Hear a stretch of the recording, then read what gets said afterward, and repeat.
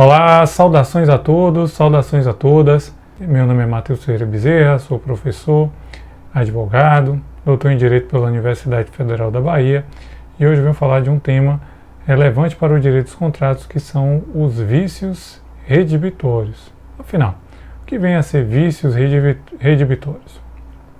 Bom, pela palavra de vícios redibitórios, nós compreendemos que são, na verdade, vícios ocultos. São aqueles defeitos presentes numa determinada coisa e que no momento da transferência eles não são conhecidos pelo adquirente. Então pode até ser conhecido do alienante, ou seja, aquele que vendeu, mas não necessariamente daquele que adquiriu. Então esses vícios, eles, para serem considerados vícios redibitórios, eles precisam estar nesta categoria de vício oculto, eles precisam ser ocultos. Se ele for conhecido, muitas vezes o adquirente, ele já pagou um preço menor por conhecer aquele vício, por conhecer aquele defeito que tinha a coisa, como por exemplo, acontece em algumas lojas que colocam produtos com defeito à venda, ou até lojas de roupas também, que tem vestidos, tem roupas camisas com furos, né? Então essas roupas já vêm com defeitos e por isso você paga um valor menor. Então no caso dos vícios redibitórios, parte-se da ideia de que esses vícios eles são desconhecidos do adquirente. A gente vai ver daqui a pouco que em relação ao alienante pouco importa. Mas veja só, esses vícios redibitórios eles partem da ideia de garantia que o alienante ele precisa conferir uma garantia sobre aquilo que está sendo transmitido, que está sendo passado. Então, o primeiro dos requisitos para a gente ter a caracterização desses vícios redibitórios é a ideia de que esse contrato ele precisa ser comutativo ou trazer aí a onerosidade para uma das partes. Ou seja, há um pagamento, há também uma contraprestação decorrente daquilo. Então a gente fala isso, por exemplo, num contrato de compra e venda, existe uma prestação e você pagou, você não recebeu aquilo ali gratuitamente. Então se você recebe um bem e ele tem um vício oculto e aquele bem foi de doação, você não vai poder reclamar, a não ser que seja uma doação onerosa, alguma doação que veio para você com encargo e você cumpriu o encargo. Então nesse caso você pode alegar que o bem ele veio com defeito oculto, com vício redibitório, mas fora isso não seria a possibilidade. O outro requisito que nós temos é o desconhecimento do adquirente. Como eu falei, esse vício oculto, ele tem que estar oculto, ele não deve ser visível, ele tem que causar, né, um prejuízo para o adquirente não conhecia e o bem veio a perecer posteriormente com ele, né? Então, nesse caso, nós temos aí um vício oculto que era desconhecido do adquirente. Então é uma característica importante também para a gente entender vício redibitório. Então, em primeiro lugar, nós temos a onerosidade do contrato. Em segundo lugar, nós vamos ter aqui que esse vício ele é desconhecido por aquele que adquiriu o bem. Além disso, um outro requisito que nós temos é que esses vícios eles devem existir no momento da transmissão, ou melhor, até o momento da transmissão. Então imagine que o vício de um determinado bem ele começa a apresentar problema depois que é feita a transmissão. Bom, então o alienante não agiu aí, não teve uma responsabilidade, porque o bem ele só apresentou esse vício após a transmissão, e aí deveria ser analisado justamente essa situação, o que é que causou, se digamos assim, pelo tempo ele já apresentaria aquele vício ou não. Mas, em regra, nós teremos que o vício redibitório ele precisa estar presente no momento da alienação.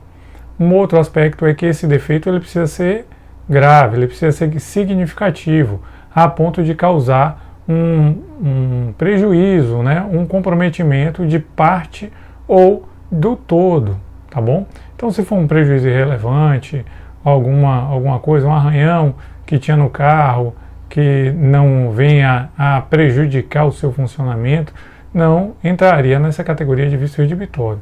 Então, o vício ele precisa ter um impacto sobre o funcionamento ou sobre o valor da coisa. E aí, o direito ele assegura o seguinte: como uma forma de proteger o adquirente, ele vai poder se valer das ações edilícias, né, que são as ações voltadas para a proteção nesse tipo de situação.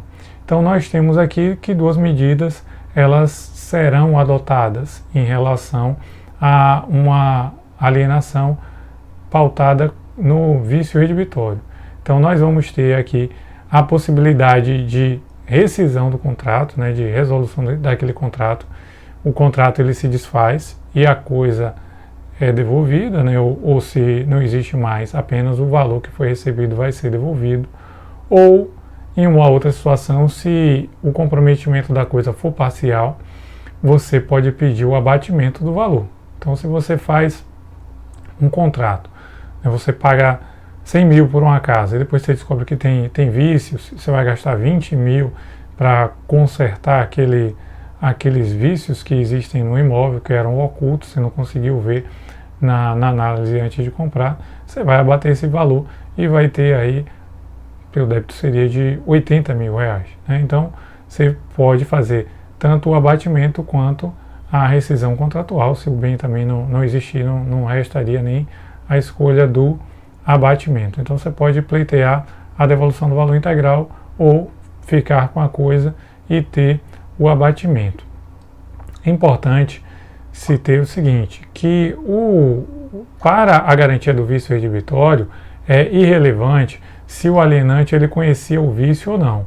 O importante é que o adquirente ele não tenha conhecimento desse vício. Conhecendo ou não, o alienante ele é responsável, ele tem por dar uma garantia sobre esse bem. Então ele vai ser responsável por devolver o valor recebido ou parte desse valor, dar abatimento no valor que foi vendido. Então essa garantia é independente do conhecimento do alienante. Porém, se ele tinha conhecimento, se ele agiu de forma dolosa e isso causa um prejuízo ao adquirente, aí nós temos uma outra situação que pode ensejar perdas e danos. Então, houve uma possibilidade de prejuízo, ele agiu dolosamente, causando prejuízo ao adquirente, vai haver aí a possibilidade também de responder por perdas e danos. Então, perceba, o alienante é irrelevante o seu conhecimento da coisa apenas em relação à garantia. Mas em relação aos efeitos, aos desdobramentos, se ele tinha conhecimento e transmite uma coisa onerosamente que tenha um vício oculto, ele pode ser responsável também por perdas e danos sobre esse bem, tá bom? Um ponto final que temos aqui é o prazo. Os vícios redibitórios, eles têm prazo para apresentação, ou seja, as ações edilícias, elas estão sujeitas a um determinado momento. Não significa dizer que você pode apresentar a todo e qualquer momento. Existe um prazo específico para a propositura dessa ação. No caso de bens móveis, nós temos um prazo menor, vamos ter um prazo de 30 dias. E no caso de bens imóveis, nós teremos o prazo de 1 ano para propor essas ações edilícias. Neste caso, a gente precisa pensar o seguinte. Bom, esse prazo de 30 dias e de 1 ano é se os vícios eles puderem ser conhecidos a partir da posse. Existem situações em que o vício ele não vai se apresentar naquele período de 30 dias, naquele período de 1 ano da entrega da coisa. Então, os vícios eles são ocultos, mas terão uma manifestação de uma forma mais lenta.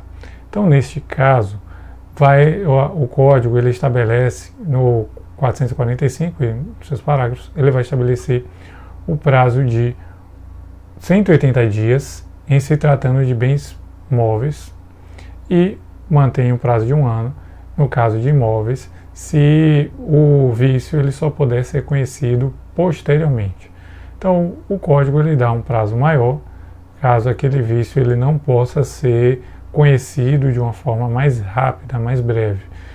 É uma forma que o código ele vem a estabelecer aqui, a permitir que aquela pessoa, que o adquirente, ele possa mover a ação num tempo razoável, né? Que ele tenha um tempo para se preparar e conhecer o vício e não ser prejudicado por ele, tá certo? Então, fico por aqui. Se esse vídeo te ajudou de alguma forma, peço que curta. Caso não, peço que deixe aqui a sua dúvida, a sua crítica nos comentários, tá certo? Muito obrigado.